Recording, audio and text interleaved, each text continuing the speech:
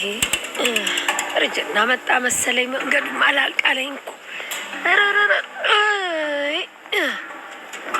አይ ደከመኝ መሰለኝ። ድሮም ነው አሁን ነው እንዲህ መንገዱ የረዘመው። ሳላረጅ አልቀርም። አረጀው መሰለኝ። አይ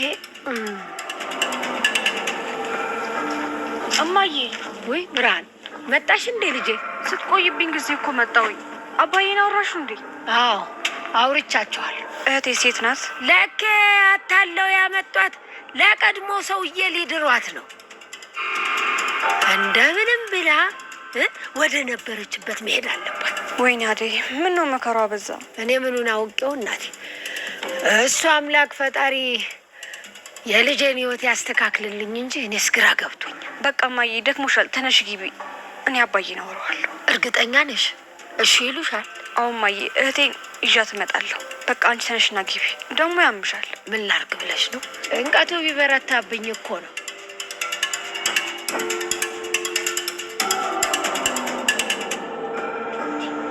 ቆይ ለሊ ምን ሆና ነው?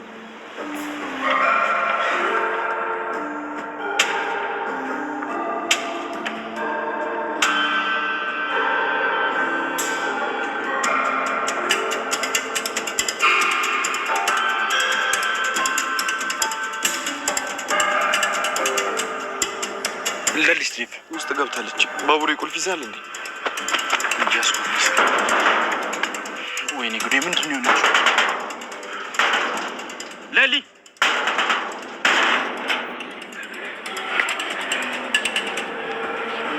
ለሊ እኔ እናት ምንድን ነው የሆንሽብኝ? ምንድን ነው የሆንሽብኝ? ለሊ ኤላዬ ለሊ ማነህ አንተ? በቃ ታስጨንቀኝ እንዴ ኤላዬ። በጣም ፈርቼ ስለነበረ ነው። እሺ በጣም ይቅርታ። ባቡሬ እኮ ነኝ። ቆይ እኔንም ረስተሽኛል እንዴ?